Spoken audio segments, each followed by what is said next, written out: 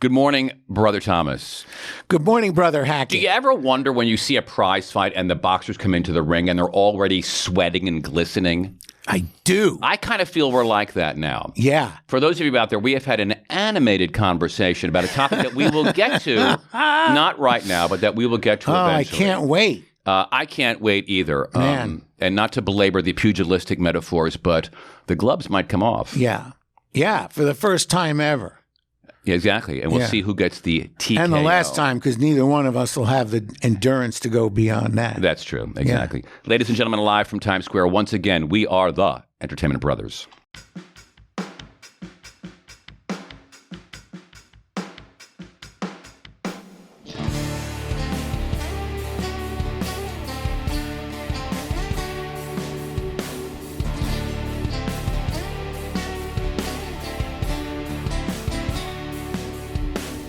Hello, everybody, and welcome back. We have lots of stuff ranging from royal news, and royal news is the way we do royal news, which is the legal, personal PR way that we do it, and other stuff as well. Let's start out with there was a big episode on a show this week called Succession. We will not be discussing that. We're not going to ruin anything for anybody. No spoiler alerts here because we're not going to talk about it. And the reason I bring that up is that the other big show on television beyond Succession is what's called the kind of red state succession, and that is Yellowstone. Mm-hmm. And there has been a long bubbling controversy about that show that has become almost distracting. And it involves the future, or lack thereof, of the show's patriarch, Kevin Costner. It has been going on for a while. There's basically, in a nutshell, there is talk that Costner wants to leave the show, A, because he has his own Western projects that he wants to get off the ground. Not surprising, knowing his history with Dances with Wolves and other things. Absolutely. And he's obviously experiencing an incredible career renaissance after many, many years in the wilderness. Nice. Right? Would you not agree? Oh, I agree. Absolutely. Yeah. So he wants to do that, it is said. Mm-hmm. He also doesn't want to work this way on the same schedule as the show's producer. The show's creative brain is a guy named Tyler Sheridan. Right. And as you might know, there are spinoffs. There's 1880, there's 1923.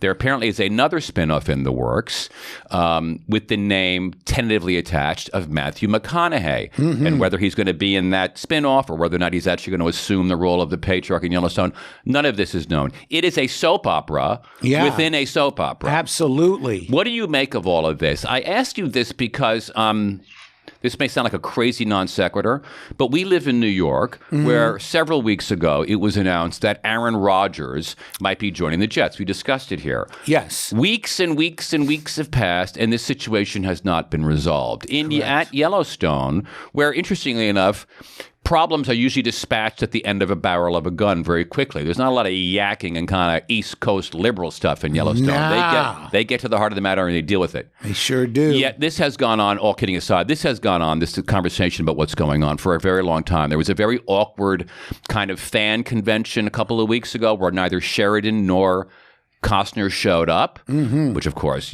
caused all kinds of questions about this. What, from a legal standpoint, if any, can you make of this and the inability to get this thing resolved? Sounds to me this is straight up out of the Hollywood playbook. I think he's just holding out. He being Kevin Costner, I think he's holding out. He to doesn't want to work. negotiate to Right. get more money. Give me less days. And at a certain point, everyone has their price. Okay, and I think if he can get his price, which eventually he probably will, then he'll be back. But if you don't go to the extreme, much like Aaron Rodgers, right? Because, how many times did he have to go there with Green Bay? Then you tend to not get what you want. And every agent in Hollywood, certainly Costner's, would be telling him, put it out there that you don't want to go back, that you're tired, you want to work on other projects. But let me tell you something. When you're getting whatever the amount per episode that he's getting, okay, and you're doing what you're doing, you tend to come to your senses real fast when someone makes the right offer. Are you saying then that these comments about him not wanting to work that long or that hard, it's difficult to get to the set? It's not working that hard. What's he doing? And also that he wants to do his own project? Come on. You think this is all I don't think that's work. posing? Yes. Yes, I do think it's posing. It's posturing to get the best possible deal. Okay, so let's stop for a second. Yeah. I'm trying to juggle both of those notions. He's posturing to get the best possible deal. Right. You're a lawyer. Let's say you were a lawyer in this case. Let's say you were the other side's lawyers. You were the producer's lawyers. And you want Costner to come back. You recognize that he is essential to the show. He's the reason the show got off became popular because he's a well-known actor. He's been known for decades. Yeah, he's good. How do you call his bluff? Nothing happens until 24 hours before the deadline. So I do the same thing that he's doing. Okay. He's out in the wilderness. Right. And I'm out in the wilderness too. I'm posturing the same way. Look, he wants 10 million an episode. I want to give him 5. Right? We're 5 million apart, which actually, I don't know that he actually wants 10 million an episode, but I could see where that wouldn't be too far off. Right. But the bottom line is if they're 5 million apart on whatever the numbers are, that's not really a lot. Right. Believe it or not. Right. Okay. So both parties are acting the exact same way that they should. And we see this in sports every day. Okay. All of a sudden, someone sits out, they don't play a couple of games or, this always goes down to the last 24 hours. It's a statistic. Yeah. It is interesting that when Costner started to balk, and again, all of this, Costner has said nothing. Right. These are all people on his behalf who are feeding stories to various Hollywood reporters. Deadline broke this first. So clearly an agent or a manager or someone leaked this. Yes. It's interesting that suddenly after that, the producers of Yellowstone said, we're in talks with Matthew McConaughey. Right. Do you think that's a little pressure being put on Kevin Costner? Yeah. And that's exactly, if you said to me, what would you expect them to say? I would expect them to say that. Right. If you remember, something similar happened with Charlie Sheen and his show. That's right. That's right. So it was the same type of thing. And then they were talking to Ashton and then so on and so forth. Right. So it's like, okay. And Ashton did, in fact, get it. Yes. After Charlie went crazy. Yeah. Right. So you have here a situation where are you going to bring in Matthew to take Kevin's place? Right. Okay, I don't know. Maybe the show succeeds that way. Maybe it doesn't. But, and is Matthew really looking to do television and be in the grind of television every day when he's a huge movie star who's still very bankable as a huge movie star? I don't know. I kind of remember something. The movies that Matthew McConaughey made, whether they were the goofy rom-coms like Failure to Launch or How to Get a Guy in 10 Days, whatever that thing was called with Kate Hudson, or things like Dallas Buyers Club, excuse me. Yeah. Dallas Buyers. They don't make those movies anymore. They make Marvel movies or they make cool, hot TV shows. So I think the idea of being on television, Harrison Ford is on 2 shows on television. Okay. So I hear what you're saying. But I think with every season, there's some huge pillar of moviedom. I believe De Niro is going to be in a television show, in a Netflix series that's coming up, right? That's a Netflix series. Well, this is a Paramount series. Yeah, but I don't think De Niro is going to be doing a series for 5 years potentially. Oh, I don't know the McConaughey. Every night. But I hear what you're saying. Okay. But what I'm saying is the Taylor Sheridan Western Empire includes Kevin Costner, Harrison Ford, Sam Elliott, and may now include Matthew McConaughey. Right. Here's my take on this, not the legal take. Kevin Costner, for those who are old enough to remember, was a complicated figure. He was in movies like Field of Dreams and Bull Durham, and he was people really loved him.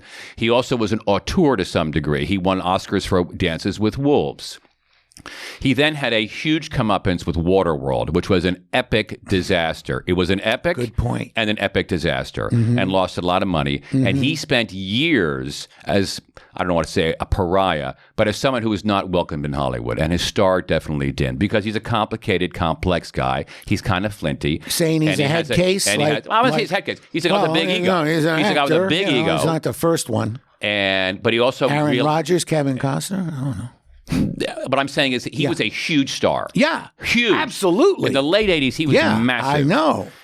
but then his star dimmed. Yes. And not a lot of people in Hollywood wept about that. Correct. So now he's back, and he's acting like Kevin Costner. Right? Yes. He's getting, he's like, I don't know if I It's want to do this. amazing. I will say this. I don't think many people really remember all that kind of stuff. Right. And I don't know that there is a downside to him for this. If they call his bluff and he gets canned or doesn't come back, Right. Taylor Sheridan goes and makes other Western shows with other stars, including Matthew McConaughey. Right. That doesn't mean that Kevin Costner is not going to get picked up by someone else who wants to do whether it's his project or another one. Right. I think his career has been resurrected, whether or not he stays in Yellowstone. And I think it's all going to work out for him. It works out for everybody. I will also say this, and I'm not sure how many people are paying attention to this debate. None of this is bad for the show. This is a soap opera about a soap opera, right? It never is. If and when it comes back with Kevin Costner, people will watch it for all kinds of signs and things like that. I think this is all good news. And I wish them all the best, and we'll see when it comes back. Do you watch the show, by the way? I'll be honest, I surf the show. Yeah. Yeah, I surf it. Yeah. I don't find it interesting enough to watch. Right. Yeah. I have spent a lot of time in that very valley that they're in, so I watch it for that kind of stuff. It is very beautiful. Oh, I think a lot of people watch it Yeah. because, especially if you're in like New York City where we are, you just want to look at something that's not a building. Right. So I think that's a lot of the appeal of the show is the beautiful. openness I of agree. it. I agree. Yeah, absolutely. But it's basically a soap opera. The question becomes if if you're just looking at money in terms of money, let's say he gets 8 million, 10 million an episode or whatever, versus he goes out and does some other projects that are not as proven. And, at the end of the day, you're kind of going out like an athlete. You're at the top of your game right now. Okay. He really worked hard. I mean, he came back from what I could see with the Hatfields and the McCoys. Right, exactly. And then really dug into this Western genre. Yeah. And now, you need to be careful because what happens is people think they're bigger than they are. Charlie Sheen. That's all I have to say. All right. Well, let's wait and see what happens. Let's see when this is. I hope he stays. Yeah. I hope he so too. stays. I hope so I too. mean, I love Matthew as well, but I think Kevin's better for this Well, part. I don't think he could assume that role. He's too young, first of all. It seems that way, right? Thank you. Yeah. It doesn't work. Yeah. Let's talk quickly about some stories that we did elsewhere. Brooke Shields. Brooke Shields is back on television with a documentary called Pretty Baby, the Brooke Shields story, wherein she recounts her life in the fast lane and in the spotlight in the late 70s, early 80s when she starred in movies like Pretty Baby, Endless Love, Blue Lagoon. And she was clearly a symbol of those very, very, very different times. She was essentially an underage sex symbol. And she was in a lot of movies, Pretty Baby being perhaps the most explicit about them, that really exploited her sexuality, which was underage. Through the prism of 40 years, a lot of those movies seem impossible. You cannot imagine them getting made now for various reasons, whether it's the empowerment of women, the Me Too movement, the way we treat children, the way we see predation and the patriarchy, blah, blah, blah, blah, blah. None of that could get done. You and I had a conversation that I think is interesting. Much of the cause for the exploitation has been laid at the feet for many, many years. This is nothing new, of her late mother, Terry Shields, who was her manager as well as being her mother. She was a troubled individual. She was known to be an alcoholic and to kind of fly into rages. Brooke remains incredibly devoted to the memory of her mother and insists that whatever damage there was done to her by starring in those kinds of movies was about her own development and was caused by the way she was seen by the public, not by any psychic damage that was kind of meted out upon her. And she remains very kind to her mother. However, as the kind of stuff you and I discuss, could her mother, assuming she was still alive, be liable for any of the decisions that she made on behalf of her daughter that, in the way we look at things now, might have imperiled her or exploited her in ways that are unacceptable these days? Brooke Shields seems to have made some kind of peace with her mom based on everything you just said, right? But let's say you're like some of these child stars who are on Nickelodeon and they're all angry at their parents. There's a bunch of them out there. I believe Jeanette McCurdy's one of them and the most notable, right? Could she sue her mother? Yeah. Yeah, she could, just like any kid could sue their parent for being a bad parent. Okay. In this case, she could sue and say, well, you put me in all these movies. I didn't want to do it. You did permanent damage to me.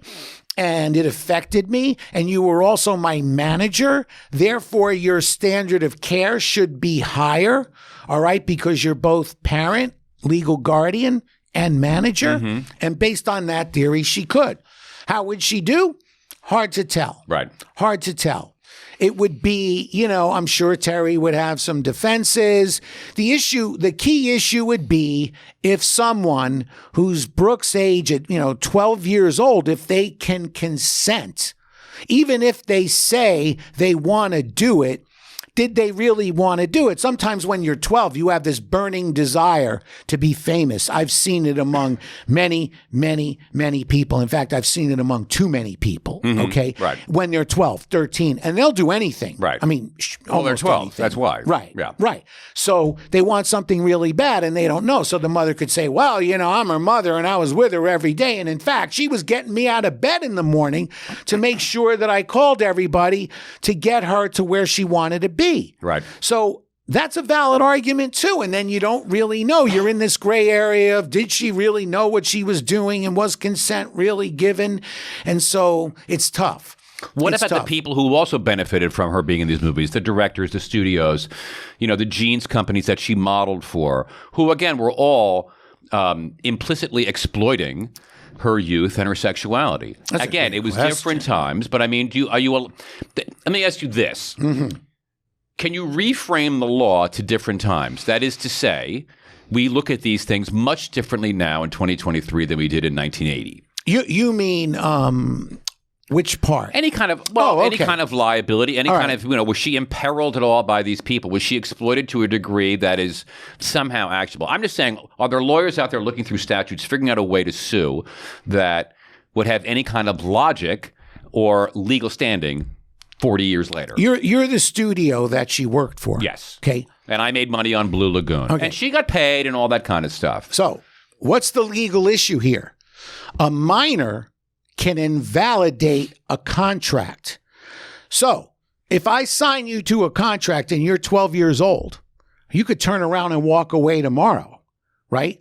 That's a fact. So what happens? What do you mean? Because they're not of age. Oh. Okay, they're not of age. So what happens in that case, if I'm the studio and I want to sign Brooke Shields, I'm doing one of two things and probably both. First thing is I have a contract 80 miles long that says you're a minor.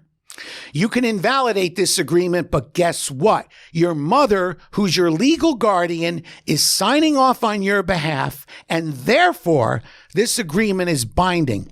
Furthermore, I'm going to take the next step of going to probate court and getting it approved by a judge to make sure all the terms and all the money and everything else that's in there is approved and the judge is impartial, theoretically, okay? So my sense is, in Hollywood, this is a known standard that these things were done. And so she waived her rights and she consented, whether she actually did herself or not. Her mother did. I am surprised by the attention that this show is getting. I would have thought to some degree, although I know she's had a modicum of fame since the early 80s. She's pretty famous. Well, she is pretty famous. And she has maintained her fame. She hasn't. I think she was in a television show in the 80s or 90s called Suddenly Susan or something like that.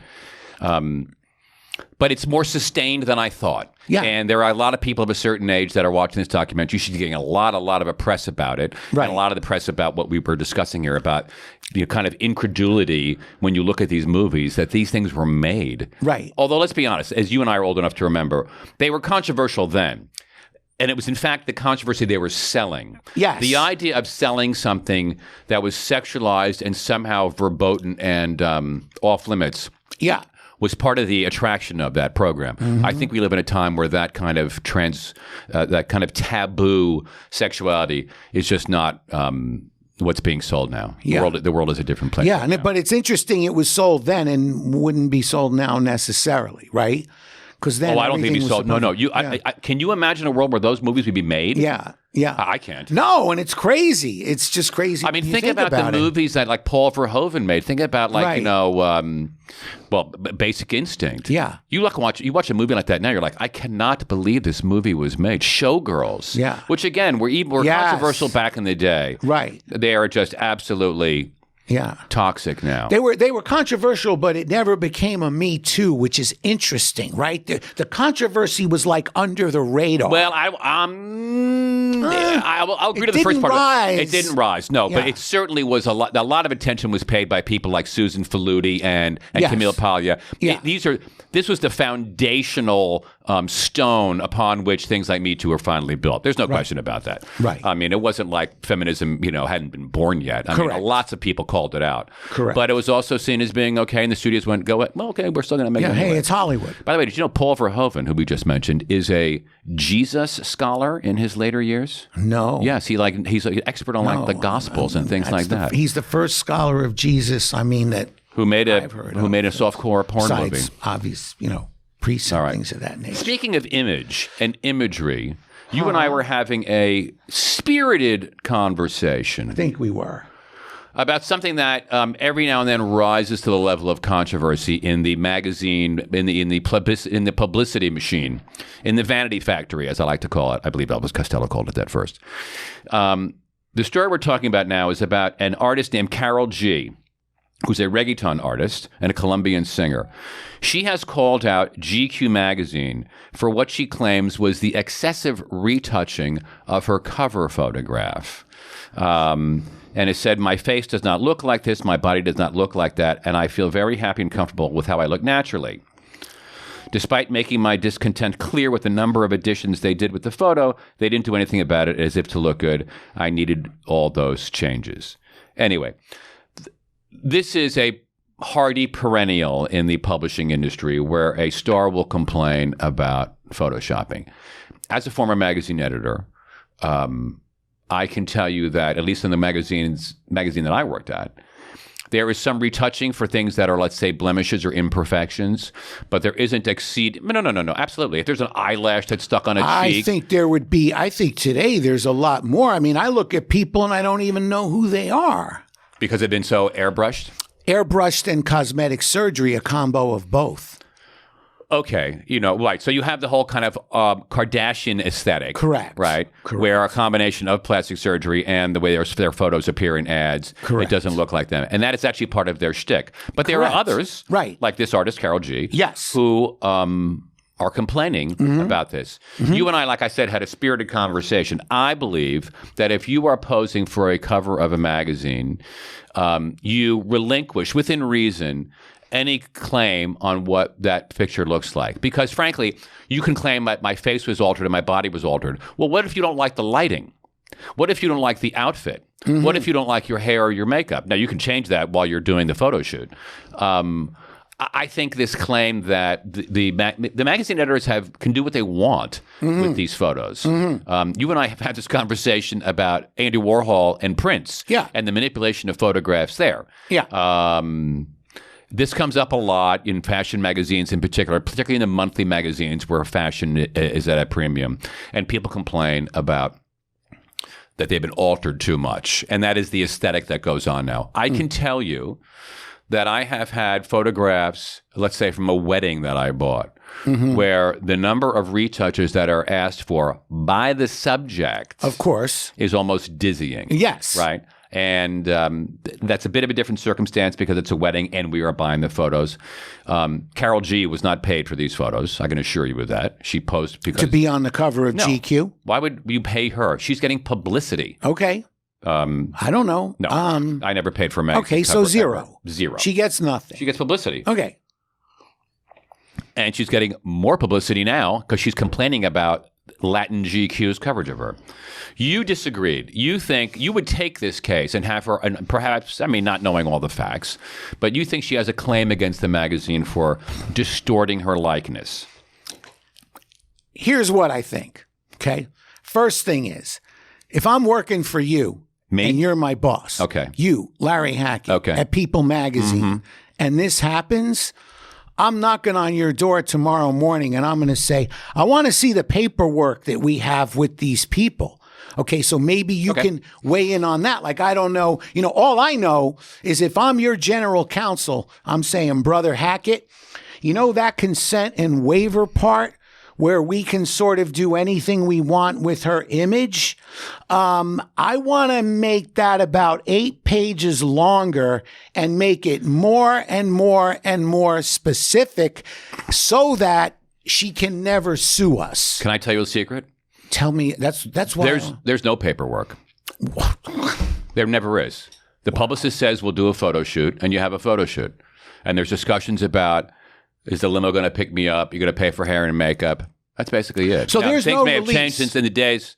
There's no release where she says where you, if I'm you and I'm representing People magazine, first of all, I'm saying, listen, you're posing for us for the cover, and if we can basically alter your appearance as much as possible, and if you don't, you're not going to say that for the better.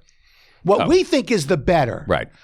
We have the final say on what better is. It's our magazine. But if someone disagrees, what I'm saying is what is profound about this case.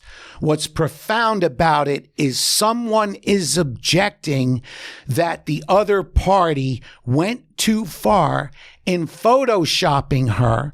Okay. And the movement of the world today is that, yes, there's certain people like the Kardashians that's their shtick, but there's other people who feel they want to be more natural. And if I have imperfections, my imperfections are beautiful and I don't want them touched up. And I'm telling you that I don't doubt her sincerity. No, I don't doubt her sincerity. That's good. But, okay, this is a no-lose situation for Karol G. She's not going to sue. She's getting attention for claiming for her magazine cover because she's complaining about it and there's controversy and we in the press love controversy. She's claiming it's disrespectful to Latinas, so she's showing her political credibility and calling out the magazine on behalf of other women who she respects. She doesn't lose. She does lose. No, she doesn't. She completely loses. How? Because I would never hire her again. So wait. Okay, so there's that. Thank you. So now I'm Larry Hackett at People magazine and I just read this, right? Mm-hmm. And I saw what she did with Esquire. I am staying so far away from this. I'm like, I'm not, unless I have the Valentino waiver and consent and release form, I'm not going to put her on I'm not going to take the chance. I would generally agree with that. But if I were a magazine where I knew I wouldn't be doing that kind of touch up and retouching to her, I would take her in a second. If she gets catapulted into another level of fame, thanks in part to this controversy, there will be another magazine that deals with her. I agree with that. Not in the short term, but I think, because also remember this, other magazines will watch, and if she doesn't sue, like I said, it's a win-win. I guarantee, I can't guarantee it, it's a counterfactual. They will sell more copies of the GQ that she's on the cover of because she's complaining about it. No doubt. But still, when she goes to do another magazine, if she's coming to me, she's getting a waiver and consent and release form to sign that says, if I go too far, if in your opinion I go too far, too bad. You can't do anything about it, even though it's your name, image, and likeness. And I acknowledge that. But you can't do anything about it. Look, here's the dirty secret. If you're Beyonce, okay, I can assure you, no picture of Beyonce gets on the cover of Vogue or any other big magazine without Beyonce signing off on it. That's a negotiated deal. It could be negotiated. It could be just deeply implied. Because if Beyonce, here's why. Going out there without paper. No one's going to put that on paper. No way. Okay. Because it's journalistically not cool to do this. Okay. We live in an era where rules don't apply. Seriously, let me finish. You are not, if you were running a magazine, you're still trying to pretend to be a journalistic organ. Showing story subjects the cover, okay, is not cool.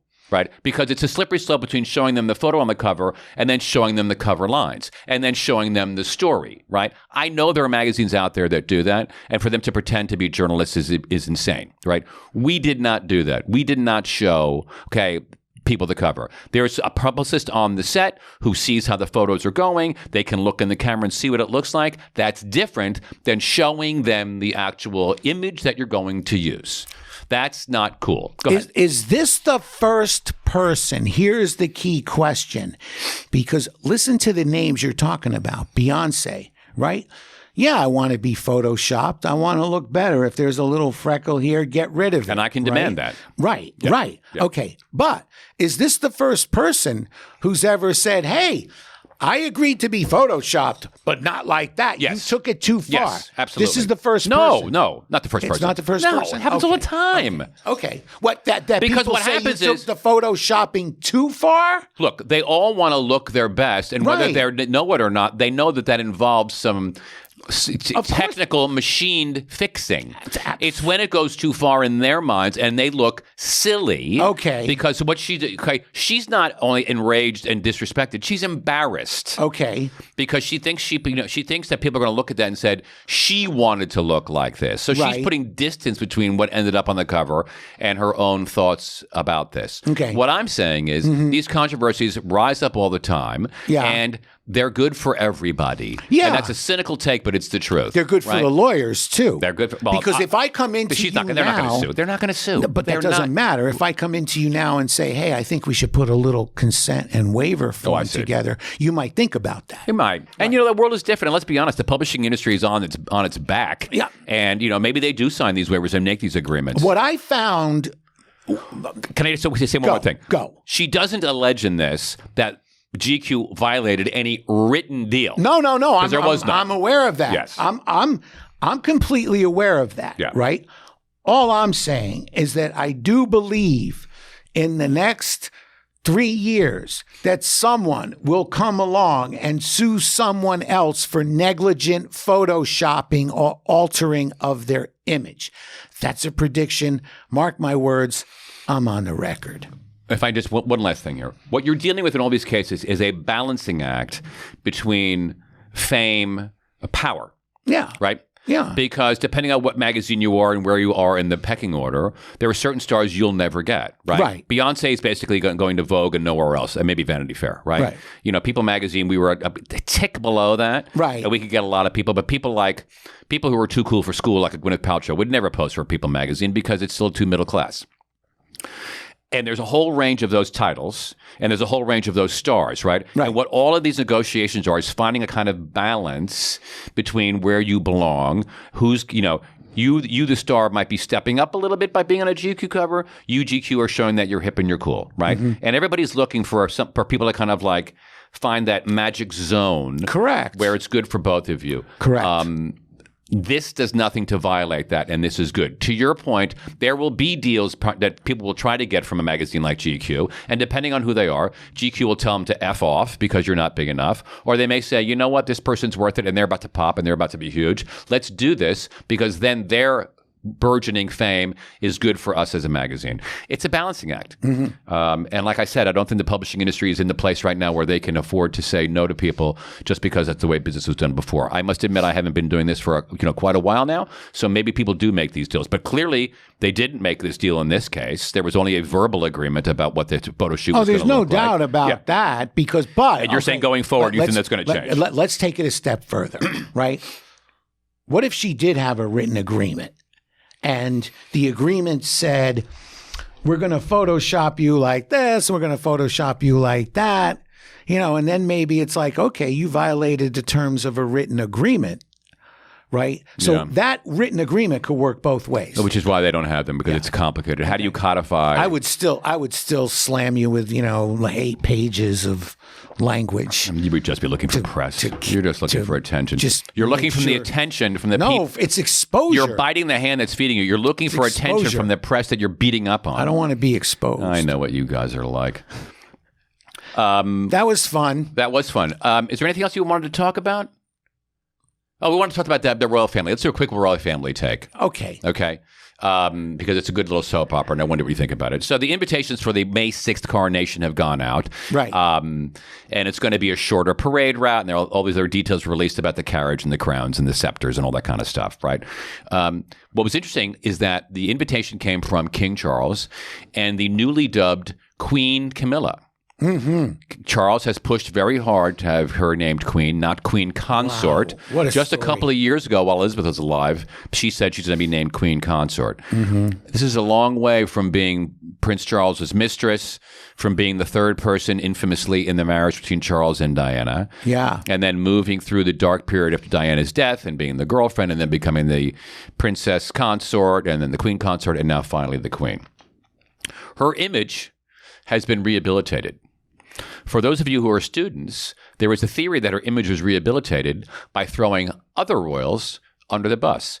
This, of course, is the allegation that Prince Harry makes in his book and in the documentary, that Camilla, in an attempt to become accepted by the British public, i.e. the British tabloids, would deliver stories to said tabloids in exchange for them being good to her. She was a source. And they basically said, you give us stories, we'll be nice to you, and we'll pave the way for you ultimately to be his wife, Charles's wife, and now the queen. This adds yet another layer of soap opera-ness to the upcoming coronation.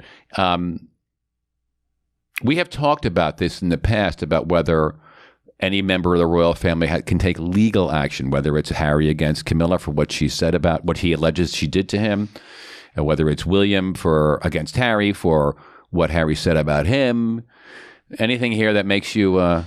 Harry has no evidence against Camilla. What does he have? He doesn't know. He doesn't. Well, then that's ridiculous. I think it's nothing. Plausible. Wait, but he doesn't have date and time. Do you think she, in fact, did that? Yes. Me too. Okay. So she's a player. I know from a fairly good source that she was a frequent confidant of the editors of the largest tabloid in the UK. Okay. So she's a player. Mm-hmm. She outplayed Harry. Yeah. Okay. So that part of it is sort of over because now she is going to be the queen, right? So I don't see Harry saying, I have a legal case or cause of action against her. And, William with Harry, same thing. Accusing them of being racist and all this stuff. I guess they could sue, anyone under the theory of anyone can sue anyone, but, what's the point? To stop it? They're not going to stop.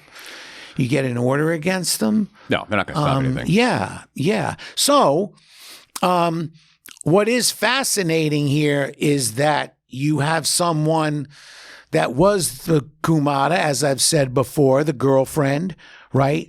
And now has become the queen. And then you kind of look at all the people in that whole circle. You see I see ruthlessness in Meghan, and I see ruthlessness in Camilla. Mm-hmm. And I see Camilla as being more savvy in playing that game. Right.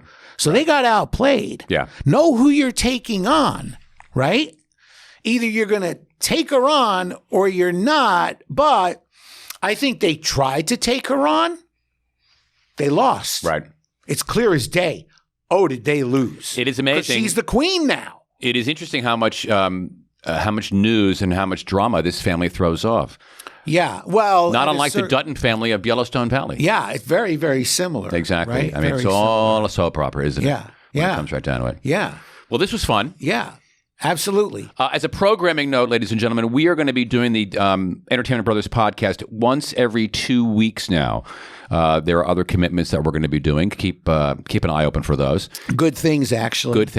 But we're going to be doing this hopefully regularly every 2 weeks, not every week. Though, to be quite honest, our weekly schedule was always a bit kind of rickety and not that we weren't adhering to it that much. But this one we're going to try to adhere to. So tell your friends and lovers and everyone else out there. And it's been a pleasure. Yes. I'll see you in 2 weeks. Yes. All right. All right. From Times Square, we're the Entertainment Brothers. See you soon. Bye.